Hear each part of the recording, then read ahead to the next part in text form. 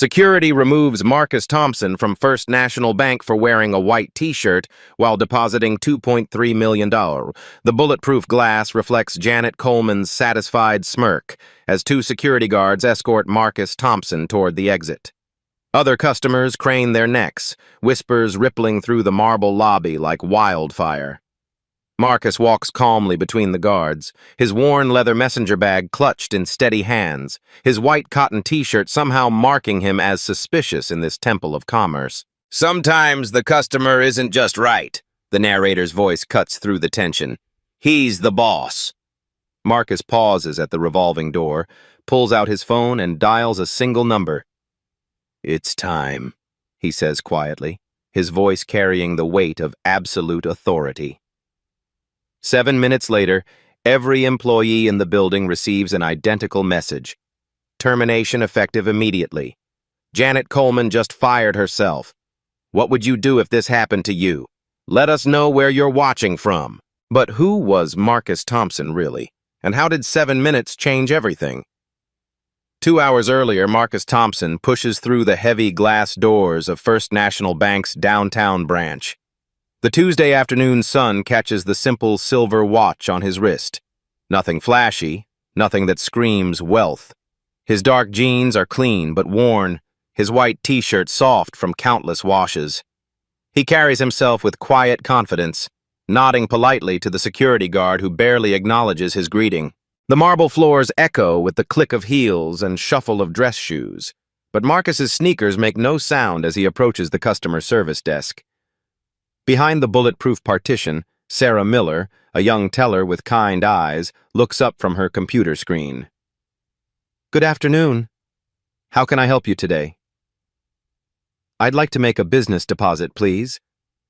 Marcus's voice is calm, professional. He reaches into his messenger bag and withdraws a folder containing the check and supporting documentation. From her glass office overlooking the lobby, branch manager Janet Coleman watches through Venetian blinds. 38 years old with 12 years of banking experience, she prides herself on reading people. Her eyes narrow as she takes in Marcus's appearance. The casual clothes, the modest car she glimpsed through the window, the way he moves without the entitled swagger of her usual high-dollar clients. She picks up her desk phone and dials Sarah's extension. "Keep an eye on the gentleman at your window," she says, her voice low but carrying enough authority to make Sarah's shoulders tense. Something seems off. Sarah glances up at Marcus, who's patiently organizing his paperwork. Nothing about his demeanor suggests anything unusual, but Janet's tone brooks no argument. "Yes, ma'am." Marcus slides the check through the security slot. Sarah's eyes widen slightly as she reads the amount. $2,300,000 from Morrison Industries, made out to Thompson Enterprises. The documentation appears legitimate. Business license, tax ID, corporate registration papers, all properly notarized. "This is quite a substantial deposit, Mr. Sarah checks his driver's license. "Mr. Thompson, I'll need to verify a few details." "Of course. Take your time." But Janet Coleman is already walking across the lobby, her heels clicking against marble like a countdown timer. She's made her decision based on appearances, on assumptions, on biases she doesn't even recognize in herself. Janet Coleman was about to make the biggest mistake of her career. "Excuse me, Sarah." Janet Coleman's voice cuts through the routine transaction like a blade. She positions herself beside the teller window, her presence immediately shifting the atmosphere. "I'll handle this from here." Sarah's fingers pause over her keyboard. The verification process is standard, the documentation legitimate, but she knows better than to question her manager in front of a customer. "Of course, Ms. Coleman." Janet turns to Marcus with a smile that doesn't reach her eyes. "Mr. Thompson, is it? I'm Janet Coleman, branch manager. I understand you're attempting to deposit a rather large check today." "That's correct." Marcus maintains his composure, though something in her tone sets off alarm bells. "All the documentation is there: business registration, tax identification, corporate account information." "Yes, I'm sure it is." Janet picks up the check, examining it under the light as if she's never seen one before. Morrison Industries. Tell me, Mr. Thompson, what exactly is your relationship with this company? The question hangs in the air, loaded with implications. Other customers in the lobby begin to notice the extended conversation, heads turning toward the scene unfolding at the teller window. They acquired one of my subsidiary companies. This is the final payment. Marcus's patience shows the first hairline crack. The documentation explains everything. Janet makes a show of shuffling through the papers, her movements deliberately slow. I see. And what type of business are you in exactly? Technology consulting and development. Marcus watches her face, recognizing the skepticism there. Is there a problem with the deposit? Well, you understand we have certain protocols when it comes to large cash transactions. This isn't cash. It's a certified corporate check. And your, shall we say, casual appearance raises some questions about the legitimacy of these funds. The words hang in the air like poison gas. Marcus feels the familiar tightness in his chest, the surge of anger he's learned to control over decades of building his empire. Around them, conversations quiet as other customers sense the tension. Are you suggesting something improper about my business dealings, Ms. Coleman? Janet's smile widens, predatory now. I'm simply following bank policy, Mr. Thompson. Surely you understand our need to be cautious in these situations. The emphasis on these situations lands like a slap. Marcus straightens, his voice dropping to a dangerous quiet. And what type of situation would that be? What Marcus did next would expose Janet's critical error in judgment. Janet Coleman's voice rises just enough to ensure the entire lobby hears every word. Mr. Thompson, I'm going to need you to step aside while we conduct a more thorough verification of these documents. The request sounds reasonable on the surface, but the underlying message is clear to everyone watching. Marcus feels the weight of dozens of eyes on him as Janet gestures toward a corner area typically reserved for customers with credit problems. I've provided everything required for this transaction, Marcus says, his voice steady despite the humiliation burning in his chest. The check is certified, the documentation is complete. Nevertheless, given the unusual nature of this deposit and certain inconsistencies I've observed, we need to take additional precautions. Janet's eyes sweep over his casual attire meaningfully. I'm sure you understand. An elderly white man in an expensive suit nods approvingly from the loan officer's desk. Good for her, he murmurs to his companion. Can't be too careful these days. But Marcus catches the uncomfortable expression on Sarah's face, the way the security guard Dave Rodriguez shifts nervously by the door. Not everyone in this room agrees with Janet's assessment. What inconsistencies? Marcus asks, though he already knows the answer. Janet makes a production of spreading his documents across the counter. Well, for starters, it's unusual for someone in your position to have access to this level of corporate funding. The lifestyle indicated by your appearance doesn't typically align with multi-million-dollar business transactions. The words hit like physical blows. Around the lobby, phones emerge from pockets and purses. A young mother shields her children from the commotion. A business professional in the corner discreetly starts recording. My position. Marcus's voice drops to barely above a whisper, but it carries clearly in the suddenly silent lobby. Let's not make this more difficult than it needs to be, Janet continues, emboldened by what she perceives as submission. I'm going to need to search your bag for any additional documentation. Dave, could you assist me? The security guard approaches reluctantly. Ma'am, I'm not sure that's... It's fine, Marcus says, his jaw tight. He opens his messenger bag, revealing business cards, contracts, an iPad, and several folders of legitimate corporate documents. Nothing remotely suspicious. Janet examines each item as if it might reveal some hidden fraud, her performance growing more theatrical with each passing minute. These business cards could be printed by anyone. How do we know Thompson Enterprises is a legitimate company? A woman near the entrance pulls out her smartphone and searches online. Her eyebrows rise as she reads the results, but she keeps her discovery to herself. Perhaps, Janet says, loud enough for the entire lobby to hear, "You'd be more comfortable conducting this type of transaction at one of the community banks downtown. They're more familiar with your kind of business." The phrase, "your kind," hangs in the air like a toxic cloud. Marcus closes his eyes for just a moment, gathering himself. When he opens them, something fundamental has shifted.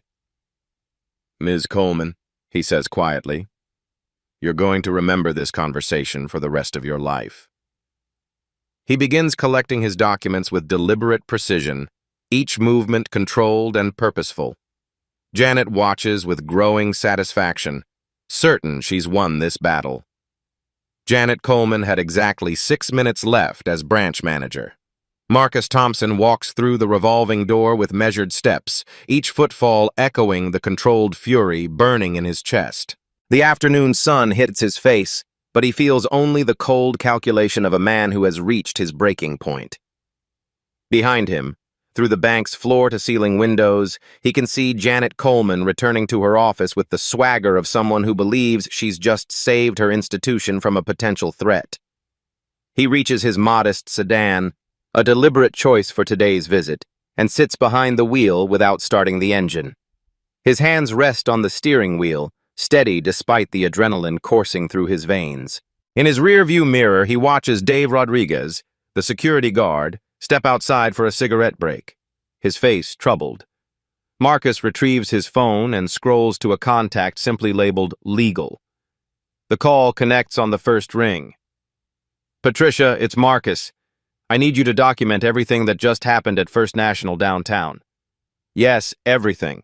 I want timestamps, witness statements, security footage requests, the full litigation package." He pauses, listening. "No, not for a lawsuit. For termination proceedings." The second call goes to a number marked Corporate Communications. "James, prepare a press statement about discriminatory practices in banking. Yes, today. I'll send you the details in 10 minutes. His third call connects him directly to the chairman of Thompson Financial Group's board of directors. "Robert, emergency board meeting. Conference room A, 1 hour. We have a code red situation at First National downtown." While making these calls, Marcus watches through the bank's windows as Janet returns to her routine, completely oblivious to the corporate machinery now grinding into motion. She's probably already crafting her version of events for the incident report, painting herself as the vigilant manager who prevented potential fraud. Marcus pulls up another contact. "HR executive. Linda, I need Janet Coleman's complete employment file within 30 minutes. Yes, including any previous complaints or disciplinary actions. Also, prepare termination documentation for the entire downtown branch management structure." He listens to her questions. Because as of today, Thompson Financial Group has zero tolerance for discrimination. And I'm about to make that policy very clear. His final call is to Thompson Financial's head of security. "Michael, I need you at First National downtown immediately. Bring the legal documentation for our acquisition of their parent company. Some people seem to have forgotten who owns their paychecks." As he ends the call, Marcus catches sight of his reflection in the side mirror. The same man who walked into that bank wearing a simple white t-shirt now looks like exactly what he is. A CEO about to remind an entire branch staff that actions have consequences. He starts the engine and pulls away from the curb, but not to leave. Instead, he drives around the block and parks across the street, where he has a clear view of the bank's entrance. From this vantage point, he can see Janet through her office window, probably finishing her incident report about the suspicious individual she successfully turned away. In 18 minutes, 3 black SUVs will pull up to the bank's entrance. In 25 minutes, Janet Coleman will learn the true cost of her assumptions. Marcus checks his watch and settles back to wait. In 30 seconds, Janet Coleman would learn who she really tried to humiliate. Janet Coleman finishes typing her incident report with the satisfaction of a job well done. The document paints Marcus Thompson as a potential fraud risk who became increasingly agitated when proper security protocols were applied. She prints 2 copies, one for her files, one for district management, and leans back in her ergonomic chair, already anticipating the commendation she'll receive for her vigilance. Through her office window, she spots 3 black SUVs pulling up to the bank's entrance in perfect formation. Men and women in dark business suits emerge, their movements coordinated and purposeful. Janet frowns, checking her calendar for any scheduled inspections or visits. Nothing. The lead figure catches her attention. A tall black man in an impeccably tailored charcoal suit, his presence commanding immediate respect from the other professionals flanking him. Something about his bearing seems familiar, but Janet can't place where she might have seen him before.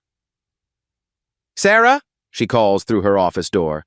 "Are we expecting corporate visitors today?" "No, ma'am," Sarah replies, but her voice carries an odd tension. "They're asking to speak with you specifically." Janet straightens her blazer and checks her reflection in her computer monitor before walking into the lobby. The suited professionals have arranged themselves with military precision, legal portfolios and iPads at the ready. The lead man extends his hand with professional courtesy. "Ms. Coleman, I'm Marcus Thompson, Chairman and CEO of Thompson Financial Group. These are my legal counsel and human resources representatives." The words hit Janet like ice water. Her hand freezes halfway to his, her mind racing to process what she's hearing. Thompson Financial Group, the parent company that acquired First National 6 months ago. The man standing before her, immaculate in his tailored suit, bears an unmistakable resemblance to... "I believe we met earlier today," Marcus continues, his voice carrying quiet authority, "though I was dressed somewhat differently at the time." The blood drains from Janet's face as recognition crashes over her like a tsunami. The casual clothes, the modest demeanor, the $2.3 million check she refused to process, every detail comes flooding back with crystalline clarity. "Oh my God," she whispers. "Indeed," Marcus replies. "We need to talk." But Marcus wasn't finished. He had questions that demanded answers. The conference room feels smaller with Marcus Thompson commanding the head of the table, his legal team flanking him like prosecutors at a tribunal. Janet sits across from him, her hands trembling slightly as she tries to maintain her composure. The incident report she'd been so proud of 20 minutes ago now lies spread before them like evidence in a criminal case. "Let's review your assessment of this morning's events," Marcus begins, his voice clinical. He slides a printed email across the mahogany table. "This is your message to district management, sent 47 minutes ago." Janet's own words stare back at her. "Successfully prevented potential fraud attempt by suspicious individual claiming multi-million-dollar business transaction. Subject became increasingly agitated when proper verification protocols applied. Recommend additional security training for staff regarding profile recognition." "Profile recognition," Marcus repeats, each syllable weighted with meaning. "Can you elaborate on what profiles you were recognizing, Ms. Coleman?" I was simply following standard banking procedures for large transactions." Janet's voice wavers as she speaks to her own shoes, rather than meeting his eyes. The legal counsel opens her laptop and angles it toward the group. "This is security footage from your lobby today, Ms. Coleman. Would you like to identify which standard banking procedures required you to publicly question Mr. Thompson's legitimacy based on his appearance?" The footage plays in silent accusation. Janet watches herself examine Marcus's documentation with theatrical suspicion, sees her own condescending expressions, hears her voice suggesting he visit a community bank more suited to his kind of business. "I treated him the same way I would treat any customer in that situation," she insists, but her voice lacks conviction. "Really?" Marcus opens another folder. "Here are the last 12 large deposits processed at this branch. All were handled by you personally. Can you explain why Mr. Peterson's $1.8 million real estate deposit required no additional verification, or why Mrs. Whitfield's $2.1 million inheritance check was processed without question?" The photographs of the other customers speak volumes, all impeccably dressed, all white, all treated with the deference Janet believes they deserve. "Those situations were different," Janet stammers. "How?" Marcus's question hangs in the air like a blade. Sarah Miller shifts uncomfortably in her chair beside Janet. Dave Rodriguez stares at his hands, unable to meet anyone's eyes. The silence stretches until it becomes unbearable. Ms. Coleman, Marcus continues, you have exactly one opportunity to explain to me why a black CEO in casual clothes deserved different treatment than your other high-value customers.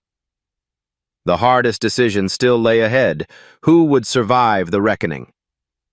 Janet Coleman's mouth opens and closes like a fish gasping for air. The weight of evidence surrounds her. Security footage, documented emails, witness testimonies. Each piece building an unassailable case of discriminatory behavior. Her carefully constructed justifications crumble under Marcus's methodical examination. There were security concerns, she finally manages, her voice barely above a whisper. Security concerns about what specifically? Marcus's HR representative, Linda Martinez, leans forward with a thick file in her hands. Because according to your employment record, Ms. Coleman, this isn't your first incident involving discriminatory treatment of minority customers. The file opens to reveal 3 formal complaints filed against Janet over the past 2 years. Each follows a similar pattern: excessive scrutiny, public humiliation, service denial based on security protocols that somehow only applied to customers of color. These were all investigated and dismissed, Janet protests, but her voice lacks any conviction. Dismissed by whom? Linda asks pointedly. Your district manager, who coincidentally shares your perspectives on customer profiling? Dave Rodriguez finally speaks up, his voice heavy with guilt. Ma'am, I never felt comfortable with how you handled those situations. You always seemed to target certain customers for extra attention. Sarah Miller nods reluctantly. The protocols you used today, they're not in any manual I've seen. You made Mr. Thompson stand in the corner like he was being punished. You were both following my direct orders, Janet snaps, desperately trying to regain control of the narrative. Orders that violated every principle of customer service and basic human dignity, Marcus interjects.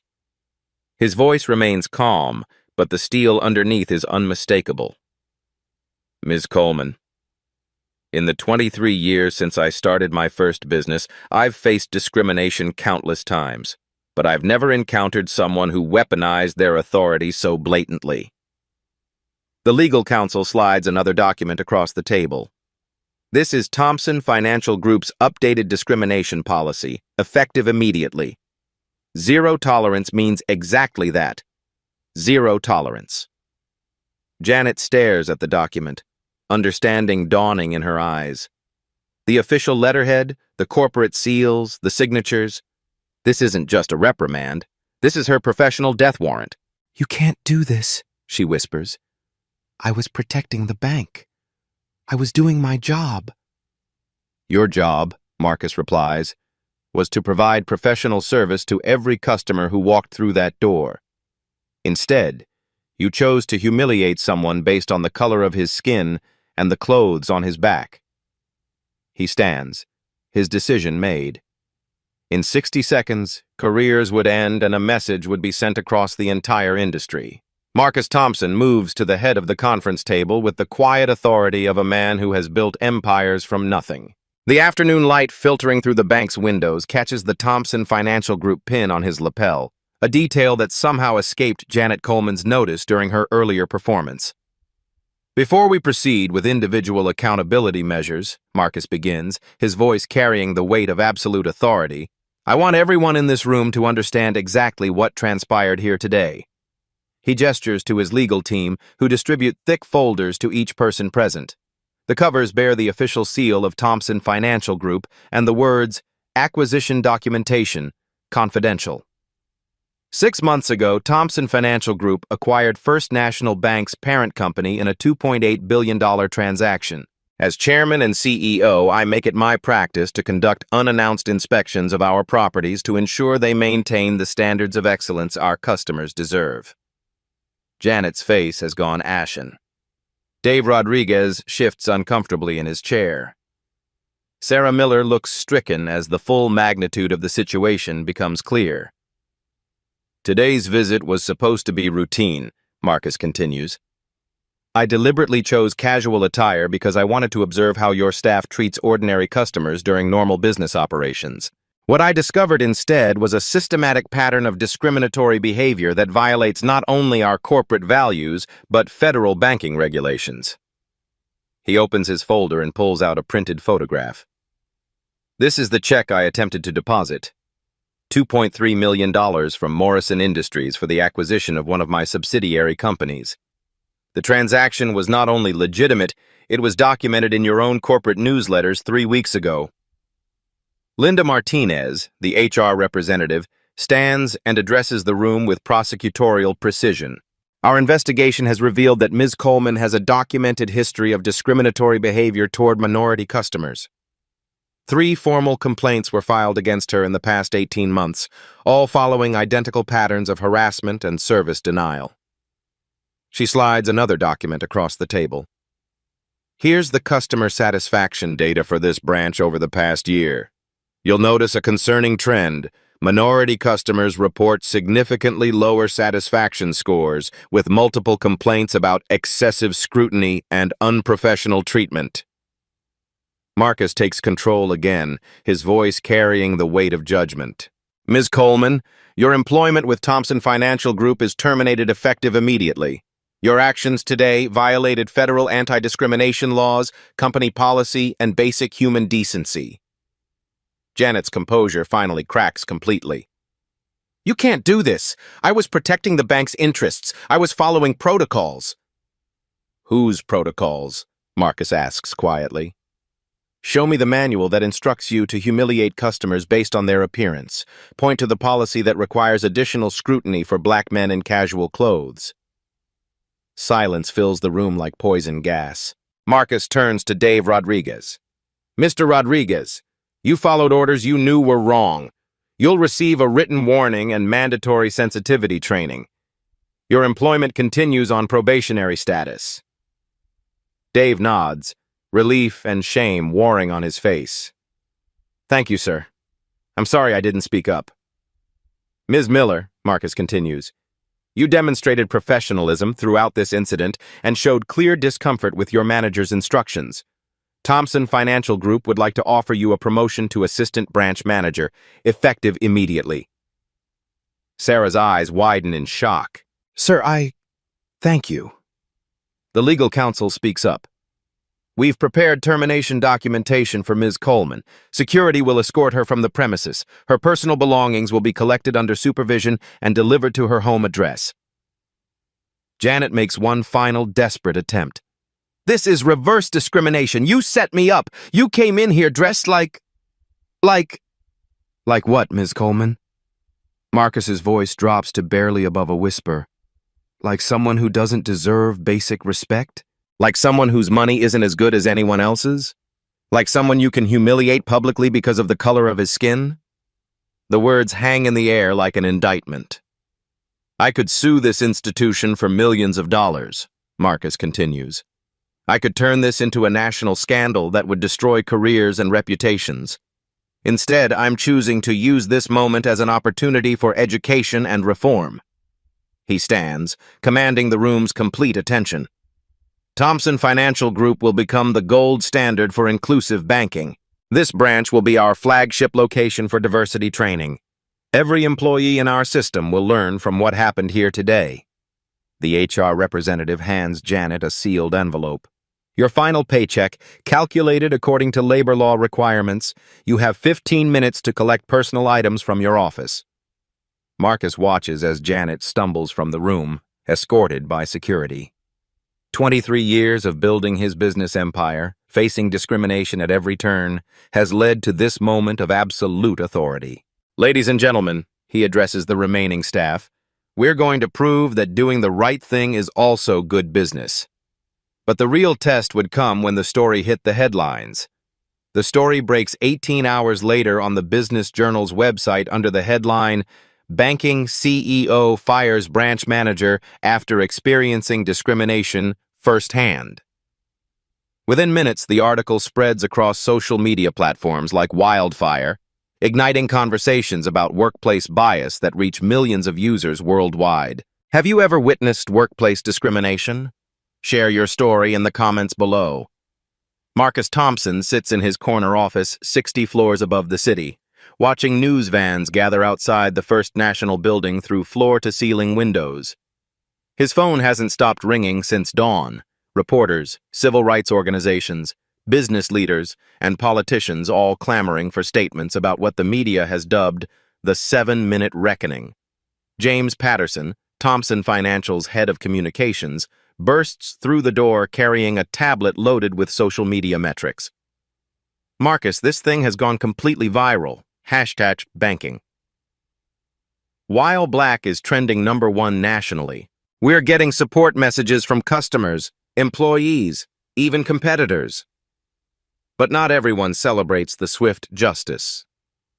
Janet Coleman sits in her attorney's office across town, dabbing at her eyes with tissue while her lawyer, Richard Steinberg, reviews the termination documentation with growing frustration. This is a textbook case of entrapment, Steinberg insists, though his voice lacks conviction. Thompson deliberately deceived her about his identity. No reasonable person would have known he was the CEO. Richard, Janet interrupts, just tell me we can fight this. I have a mortgage, car payments, my daughter's college tuition. I can't afford to be unemployed. Steinberg studies the security footage again, pausing on moments where Janet's discriminatory behavior is most blatant. Janet, I need you to understand something. This footage shows you treating Thompson differently than other customers.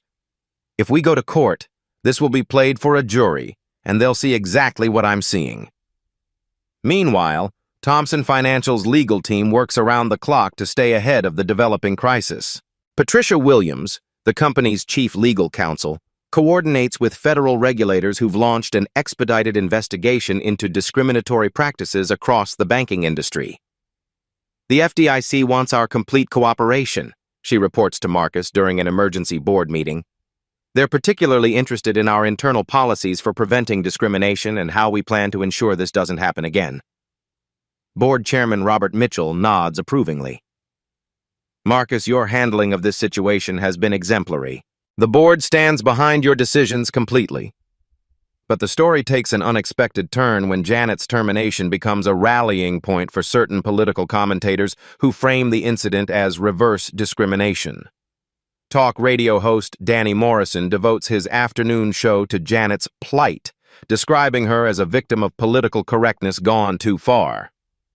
This hard-working bank manager followed proper security protocols, Morrison declares to his audience of 2.3 million listeners. And now she's been fired because she didn't recognize some CEO playing dress-up. Where does this end, folks? The backlash generates its own counter-backlash as social media users share their own experiences with banking discrimination. A hashtag emerges, #MyBankingStory, with thousands of people posting accounts of being profiled, questioned, or denied service based on their appearance or race. Dr. Angela Washington, a Harvard Business School professor specializing in workplace discrimination, appears on CNN to provide context. What we're seeing here isn't just about one incident, she explains. This is a systematic problem in American business culture. Mr. Thompson's response sends a clear message that there are consequences for discriminatory behavior. Thomson Financial's stock price initially dips 3% as investors worry about potential lawsuits and regulatory penalties. But by the end of the trading day, shares have rebounded to reach an all-time high as ESG-focused investment funds increase their positions dramatically. The market is rewarding companies that take concrete action on social issues, explains financial analyst Maria Rodriguez during an evening news segment. Thomson Financial isn't just talking about diversity, they're implementing real consequences for discrimination. Janet's situation deteriorates rapidly as the story gains national attention. Her husband, Michael Coleman, confronts her with printouts of the security footage that's been shared millions of times online. Janet, how could you treat someone like that? His voice carries decades of married disappointment. That man was conducting legitimate business and you humiliated him publicly. I was doing my job, Michael. I was protecting the bank from potential fraud. But even as she speaks, Janet realizes how hollow her justifications sound when confronted with video evidence. Their teenage daughter Emma comes home from school in tears. Mom, everyone at school is talking about this. My friends are asking if you're the racist bank manager from the videos. I don't know what to tell them.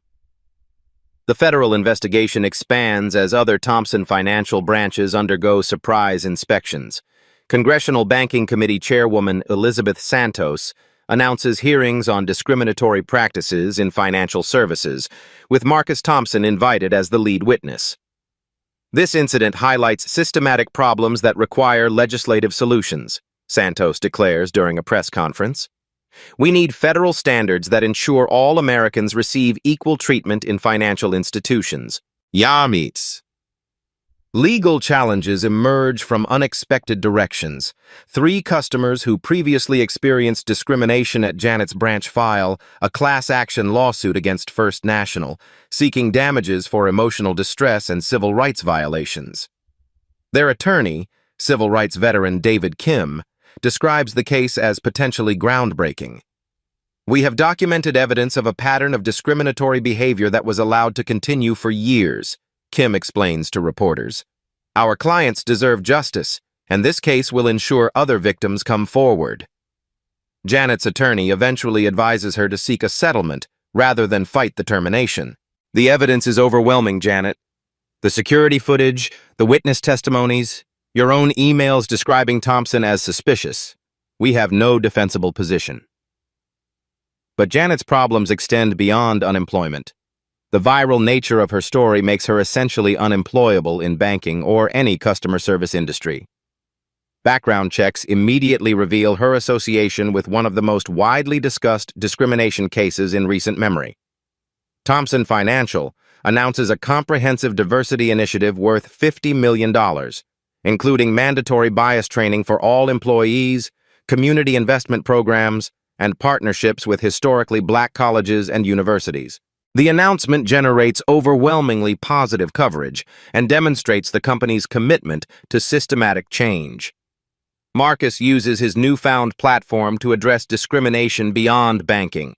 Speaking at the National Urban League's annual conference, he shares his personal experiences with bias and explains how power brings responsibility. I could have simply fired Janet Coleman and moved on, he tells the audience of business leaders and civil rights advocates. But true leadership requires using moments of crisis to create lasting change. We have an opportunity to transform an entire industry's culture. The ripple effects extend internationally as European banking institutions examine their own practices and implement similar anti-discrimination policies. The Thompson model becomes a case study in business schools worldwide, demonstrating how swift accountability can transform corporate culture. 6 months later, investigative journalists uncover that Janet's discriminatory behavior was known to district management but repeatedly ignored or minimized. District Manager Frank Morrison, no relation to the radio host, faces his own termination as internal emails reveal his role in covering up previous complaints. The corruption went deeper than we initially realized, Marcus explains during a follow-up interview with 60 Minutes. Systematic discrimination requires systematic solutions. We're rebuilding this institution from the ground up. 1 year later, Janet Coleman would face her final reckoning. The State Employment Commission hearing room feels like a courtroom where justice has already been decided. Janet Coleman sits at a scarred wooden table, her once confident posture replaced by the hunched shoulders of a woman who has lost everything. The past year has aged her dramatically. Stress lines etch her face, her hair shows gray roots she can no longer afford to color, and her discount store business suit hangs loose on her diminished frame. Across the room, Thompson Financial's legal team arranges their evidence with the precision of surgeons preparing for a complex operation. The security footage, witness testimonies, and employment records that destroyed Janet's career 12 months ago remain as damning today as they were then. Ms. Coleman, the hearing officer begins, This is your final appeal regarding the termination of your employment. You have 30 minutes to present your case. Janet's attorney, a public defender assigned through legal aid after she could no longer afford private counsel, stands with visible reluctance. Your Honor, my client maintains that she was following established security protocols when dealing with what appeared to be an unusual transaction. But the words sound hollow even to Janet. She's had 365 days to replay that afternoon in her mind, to examine every choice that led to this moment. The confident branch manager who once commanded respect from customers and staff has been replaced by someone who can barely maintain eye contact with the hearing officer. Marcus Thompson enters the hearing room with quiet dignity, his presence immediately shifting the atmosphere. He's not here for vengeance. That was accomplished a year ago. He's here to ensure the system works, that accountability means something, that actions have permanent consequences. Mr. Thompson, the hearing officer acknowledges, please present your testimony regarding the termination in question. Marcus stands, his voice calm and measured. Ms. Coleman subjected me to discriminatory treatment based solely on my race and appearance. The security footage speaks for itself, but more importantly, our investigation revealed this wasn't an isolated incident. She had a documented pattern of targeting minority customers for harassment. The footage plays again, as devastating now as it was during the original termination meeting. Janet watches herself publicly humiliate a customer for the crime of being black in casual clothes, sees her own condescending expressions, hears her suggestion that Marcus try a community bank, more suited to his kind of business. I was wrong, Janet finally speaks, her voice barely above a whisper. I've had a year to think about what I did, and I was completely wrong. I let my biases control my actions, and I hurt someone who was just trying to conduct business. The admission comes too late. Her daughter Emma has changed schools twice to escape the notoriety. Her husband Michael filed for divorce 6 months ago, citing irreconcilable differences and financial strain. Her mother in Florida won't return her phone calls, ashamed of her daughter's national infamy. Ms. Coleman, the hearing officer continues, your employment record shows 3 previous incidents of discriminatory behavior toward minority customers. How do you explain this pattern? Janet's composure finally cracks completely. I don't know. I thought I was being careful protecting the bank, but I realize now that I was racist. I treated people differently because of how they looked, and that's inexcusable. The hearing officer reviews the mountain of evidence, customer complaints, witness statements, expert testimony about discriminatory practices in banking. The case isn't close. It never was. The commission finds that Ms. Coleman's termination was justified and appropriate given the severity of her discriminatory conduct. The appeal is denied. Janet collapses into her chair as the finality of the decision settles over her. She works part-time now at a retail store, making $12 an hour folding clothes and helping customers find their sizes. The banking career she spent 15 years building ended in 7 minutes of recorded humiliation. Outside the hearing room, a local reporter approaches Marcus for comment. Mr. Thompson, do you feel justice has been served? Justice isn't about punishment, Marcus replies thoughtfully. It's about ensuring this doesn't happen to anyone else. Ms. Coleman paid the price for her choices, but the real victory is the culture change we've created in the banking industry. Janet emerges from the building alone, walking to the bus stop where she'll wait for public transportation to take her to her evening shift at the retail store. The woman who once commanded a bank branch with discriminatory authority now rides the bus with the very people she once targeted. But the story's real impact extended far beyond one woman's downfall. 2 years after Janet Coleman's termination, the banking industry operates under a fundamentally transformed paradigm. The Thompson Standard has become the gold standard for inclusive financial services, with federal regulators mandating bias training and accountability measures across all federally insured institutions. The numbers tell a remarkable story of systematic change. Banking discrimination complaints have plummeted 73% nationwide, while customer satisfaction scores among minority clients have reached historic highs. Thomson Financial Group, once a mid-sized regional player, has grown into America's third-largest banking institution, proving that moral leadership generates measurable profits. The Marcus Thompson case study is now required reading in every MBA program in the country, explains Dr. Angela Washington during a symposium at Harvard Business School. Students learn that swift accountability isn't just ethically correct, it's financially advantageous. The ripple effects extend far beyond banking. Retail giants like Nordstrom and Target have implemented Thompson protocols, immediate termination policies for employees who demonstrate discriminatory behavior toward customers. The hospitality industry has followed suit, with major hotel chains conducting undercover bias testing to ensure equal treatment.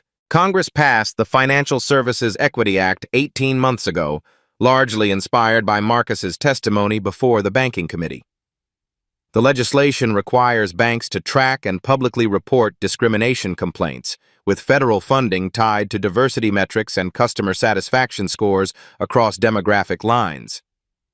Before the Thompson incident, discrimination was often treated as a training issue, explains Congresswoman Elizabeth Santos, who sponsored the legislation. Now, it's understood as a termination-level offense that threatens institutional credibility. International recognition has followed domestic reform. The United Nations invited Marcus to address their Human Rights Council about combating workplace discrimination, while the European Union has adapted Thomson Financial's policies for implementation across member nations. The original First National branch has been transformed into Thomson Financial's flagship diversity training center. Every new employee in the company spends 2 days at the facility learning about bias recognition and customer service excellence. The conference room where Janet Coleman was fired has been preserved as a teaching space, complete with video displays showing the security footage that changed an industry. Sarah Miller, now regional vice president at age 28, often conducts these training sessions. "We show new employees exactly what happened here," she explains to a group of branch managers. "We want them to understand that discrimination isn't just wrong, it's a career-ending mistake." The transformation hasn't been without resistance. Some longtime banking executives initially criticized Marcus's extreme response, arguing that termination was too harsh for a first offense. But competitive pressure quickly silenced such objections as Thomson Financial's market share expanded dramatically. Companies that failed to adopt inclusive practices found themselves losing customers and talent to competitors who embraced change, notes business analyst Maria Rodriguez. The market rewarded Thomson Financial's leadership while punishing institutions that maintained discriminatory cultures. Technology has accelerated the reform process. AI systems now monitor customer service interactions in real time, flagging potential bias incidents for immediate review. Banks that fail to implement such systems face regulatory penalties and customer boycotts organized through social media. The academic community has embraced the Thompson model as well. Business schools worldwide require courses on inclusive leadership, while research institutions study the correlation between diversity practices and financial performance. Multiple peer-reviewed studies confirm what Marcus proved. Companies that eliminate discrimination outperform their less inclusive competitors. 3 years later, Marcus Thompson would receive recognition that surprised even him. 3 years after that fateful Tuesday afternoon at First National Bank, Marcus Thompson stands in the rose garden of the White House, sunlight filtering through ancient oak trees as President Harris announces his nomination as Secretary of the Treasury. The irony isn't lost on him.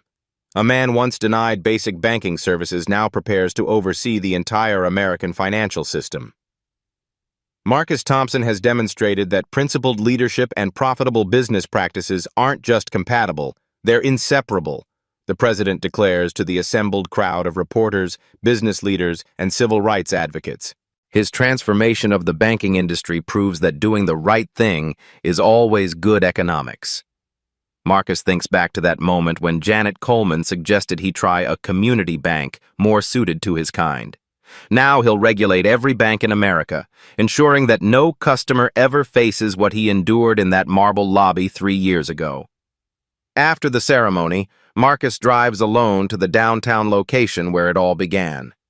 The building still houses Thompson Financial's flagship branch, but everything else has changed. Where Janet Coleman once ruled with discriminatory authority, Sarah Miller now manages a staff that reflects the diversity of the community they serve. "Mr. Thompson." Sarah greets him with genuine warmth as he enters the lobby. At 30, she's become one of the youngest regional vice presidents in banking history, her career transformed by her courage to stand up during that infamous confrontation. "We heard about the Treasury nomination. Congratulations!" Marcus surveys the bustling branch, customers of every background conducting business with smiling professional staff who understand that respect isn't contingent on appearance or assumed wealth. The transformation seems almost miraculous until he remembers the price paid to achieve it. "Any word from Janet Coleman lately?" he asks quietly. Sarah's expression grows somber.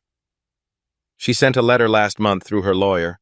She's working as a cashier at a grocery store in Phoenix, trying to rebuild her life." The letter was an apology, a real one this time. Marcus nods thoughtfully. He'd heard about Janet's struggles, the divorce, the bankruptcy, the constant recognition that made employment difficult. Part of him feels genuine sympathy for her downfall, even as he knows the consequences were necessary and proportionate. "She asked me to tell you something," Sarah continues. "She said she finally understands that what happened to her wasn't unfair. It was accountability. And she's grateful in a strange way, because losing everything forced her to confront who she really was." The conversation is interrupted by a young black entrepreneur approaching the customer service desk, carrying business plans and financial projections for a startup tech company. Marcus watches as the teller greets him with professional courtesy, asking thoughtful questions about his business model and offering appropriate financial products without a hint of suspicion or bias. "That's exactly what should have happened to me 3 years ago," Marcus reflects aloud. "And it's what happens to everyone now," Sarah replies. "Every single day." Marcus's phone buzzes with congratulatory messages from business leaders, politicians, and civil rights advocates. Thompson Financial Group's stock price has reached another all-time high following news of his nomination. The company he built from nothing now employs 45,000 people across 47 states, all trained in the inclusive principles born from 7 minutes of corporate accountability. Outside, Marcus pauses beside his car and looks back at the building one final time. The bronze plaque beside the entrance reads, "Thompson Financial Group Diversity Training Center, where change begins with accountability." He thinks about the phone call that changed everything. 7 minutes from humiliation to termination, from discrimination to transformation. The ripple effects continue expanding, touching millions of lives, proving that individual courage can reshape entire industries. As he drives away, Marcus carries with him the knowledge that power without compassion is tyranny, but compassion without action is worthless. Sometimes the most important calls last exactly 7 minutes, and the decisions made in moments of crisis echo across generations. The ultimate moral crystallizes in his mind as he heads toward his next chapter of public service. Do you think Marcus Thompson's response was justified? Hit like if you support real accountability and share this story with someone who needs to see it. The story of Marcus Thompson and Janet Coleman represents more than one moment of corporate justice. It's a blueprint for how individual courage can transform entire systems. Every day, in offices and stores and service counters across America, similar moments of choice arise. Will we stand up to discrimination when we witness it? Will we use whatever power we possess to protect those who cannot protect themselves? Marcus Thompson proved that accountability doesn't have to wait for committees or investigations or gradual change. Sometimes justice requires immediate action, swift consequences, and the courage to use authority for moral purposes. His 7-minute phone call didn't just end one woman's career, It sent shockwaves through an entire industry that continues reverberating today. But this story also serves as a warning. In our interconnected world, discriminatory behavior can become viral infamy within hours. The same technology that spreads entertainment and news also documents injustice, ensuring that those who choose hatred face public accountability. Janet Coleman learned that bias carries a price, not just morally, but professionally, financially, and personally. The transformation extends beyond banking. Retail managers now understand that profiling customers can end careers instantly. Hotel staff know that discriminatory service creates liability for entire corporations. Restaurant owners train employees to treat every customer with equal respect, knowing that viral videos can destroy businesses overnight. Young entrepreneurs starting their first companies study the Thompson model, understanding that inclusive practices aren't just ethical imperatives, they're competitive advantages. Companies that embrace diversity consistently outperform those that maintain exclusive cultures, proving that doing right and doing well aren't contradictory goals. What would you do if you witnessed discrimination in your workplace? Would you have the courage to speak up, even if it meant challenging authority? Share your thoughts in the comments below. Your story might inspire someone else to act. The ripple effects continue expanding. Business schools teach courses on moral leadership using Marcus's example. Congressional hearings reference the Thompson Standard when crafting legislation. International organizations invite American executives to share lessons learned from this 7-minute transformation. Janet Coleman's downfall serves as a cautionary tale studied in ethics classes and corporate training sessions worldwide. Her story demonstrates that in the digital age, discriminatory behavior doesn't stay hidden. It becomes permanent, public, and professionally devastating. The real power of this story lies not in its conclusion, but in its ongoing inspiration. Every viewer who shares this video, every person who commits to confronting bias in their own sphere, every business leader who implements inclusive policies becomes part of Marcus Thompson's legacy. Change doesn't require positions of enormous authority. It requires moral courage and the willingness to act when action is needed. The question isn't whether you can make a difference. The question is, will you? When power meets purpose, justice is inevitable.